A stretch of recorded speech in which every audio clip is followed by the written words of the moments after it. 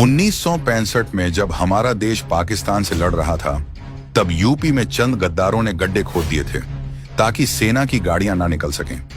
ये कहानी लेफ्टिनेंट मनोज कुमार सिन्हा ने सुनाई है। समय बीत गया, लेकिन सोचिए, क्या वो मानसिकता गई? नहीं।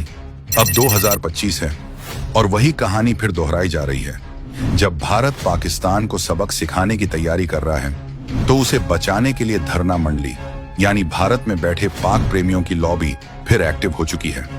आंदोलनजीवी टिकैत एंड गैंग इस संकट की घड़ी में, जब इन्हें देश की ढाल बननी चाहिए, तब ये देश को ढाहने की तैयारी में है, वो भी पंजाब जैसे बॉर्डर राज्य में। जी हाँ, वही पंजाब जो युद्ध की स्थिति में सेना की पहली लाइन बनता है।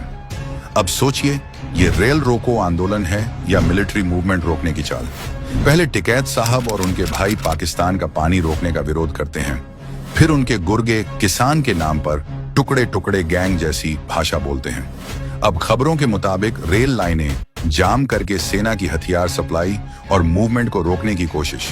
क्या ये सब महज संयोग है या किसी गहरे एजेंडे की सुनियोजित साजिश? किसान के नाम पर कर रहे हैं आई वाला काम। हाल ही में टिकैत गैंग के गुर्गे राहुल बेदी ने खुलेआम धमकी दी कि अगर टिकैत कहें तो 10 मिनट में लोगों की लाशें बिछा देंगे। ये काम किसान और भारतीय किसान यूनियन के लोग करेंगे। अब सवाल उठता है, क्या ये किसान हैं या कट्टरपंथी गुर्गे? यही वो लोग हैं जिन्होंने 2024 में संसद पर लाखों ट्रैक्टर चढ़ाने की धमकी दी थी। अब जब पाकिस्तान की नकेल कसने की बारी है, तो उसे रोकने के लिए रेल लाइनों पर धरना देने की तैयारी कर ली। ये आंदोलनजीवी जो खुद किसान का टैग दिए घूमते हैं, आज इनके हाथों में हल की बजाय पाकिस्तानी फौज के मुखिया आसिम मुनीर का एजेंडा है।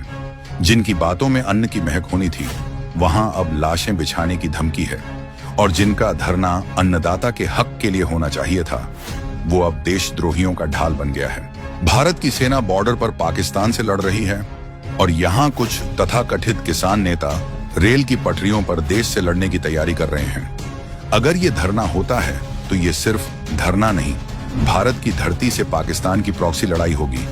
जो ये आंदोलनजीवी लड़ रहे हैं, सड़क रेलवे रोककर अड़ंगा डालने वाले ये और कोई नहीं, ये 2.5 मोर्च वाले वो भीतरघाती दुश्मन हैं, जिनसे देशवासियों को पाकिस्तान और चीन से ज्यादा सावधान रहने की जरूरत है।